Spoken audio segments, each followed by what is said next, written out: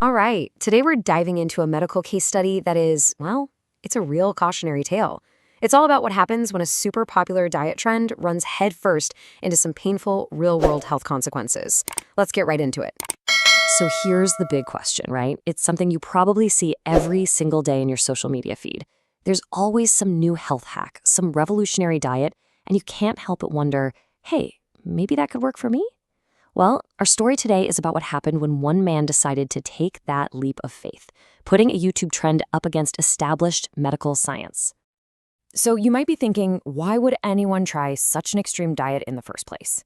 To really get it, you have to understand what was driving him.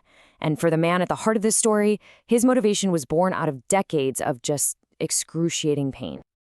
I mean, just look at this timeline. It's the sheer length of his struggle that's so incredible. It all started when he was 45, but by his mid-50s, things got way worse.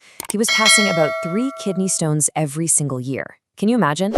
This led to 9 separate shockwave treatments. That's a procedure where they blast the stones with sound waves. We're talking about a story of pain that just kept getting worse for more than 20 years. And then he hit a wall. This was the turning point. His doctors basically told him, "We can't do this anymore. Your kidneys can't take it." Just try to put yourself in his shoes for a second. You're in constant pain, and the one thing that gave you any kind of relief is suddenly off the table. He was completely and utterly backed into a corner. So, with his medical options pretty much gone, he did what a lot of us might do. He went online. He decided to take a huge gamble on a radical diet that promised a cure. And this advice didn't come from a doctor. It came from a popular YouTube video. And here it is, pulled right from the case study. He went almost completely all in on meat. Why? Because a YouTube video claimed it could help with gout, which was another problem he had. But here's the thing. This advice was the total opposite of everything doctors recommend for preventing both gout and kidney stones. He was desperate for a fix, a miracle cure from the internet. But what actually happened inside his body, well, that was a whole different story. The changes were immediate, they were measurable, and honestly, they were pretty alarming. This chart just says it all, doesn't it? Take a look. 2 of the main ingredients for his kind of kidney stones, uric acid and calcium in his urine, they didn't just increase a little bit, they literally doubled. So instead of fixing his problem, this diet was basically turning his body into a super efficient kidney stone factory.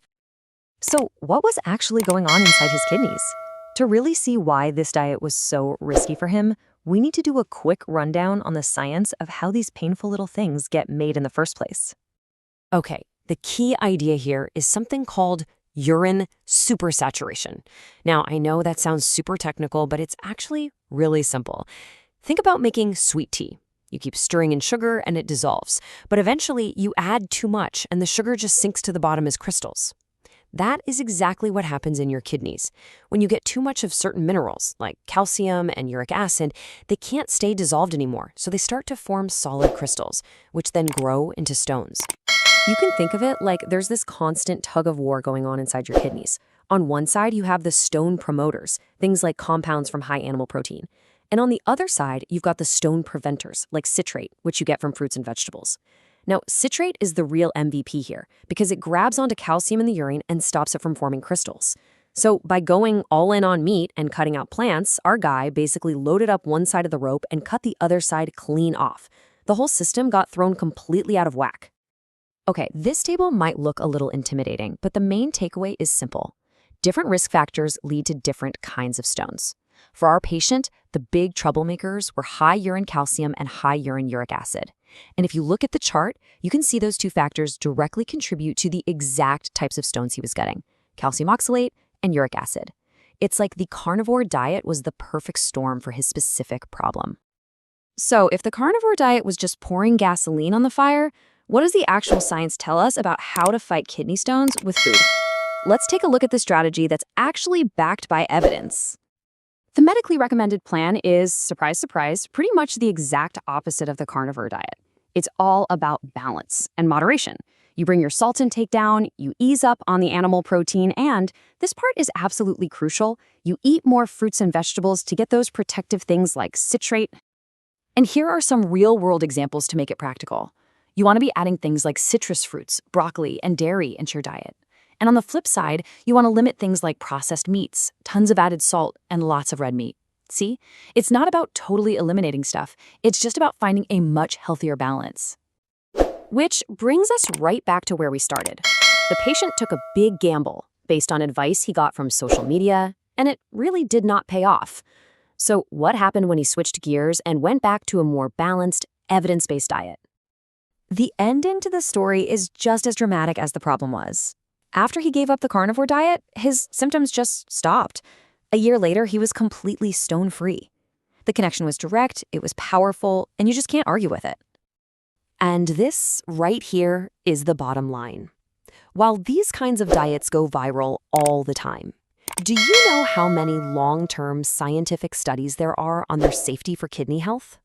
Exactly 0. Following this kind of advice isn't just taking a shot in the dark. As this poor guy found out, it can be a really dangerous one. This quote from the actual researchers who published the case study just nails it. Real medical advice needs to come from serious, high-quality research, not just stories you hear online. Clinical evidence has to win out over social media claims every single time. And that really leaves us with one last question to think about. We live in a world where we're just bombarded with health advice from influencers, celebrities, you name it. This story is such a powerful reminder to stop and think critically about where we're getting our information. So when it comes to your health, the real question is, who are you going to trust?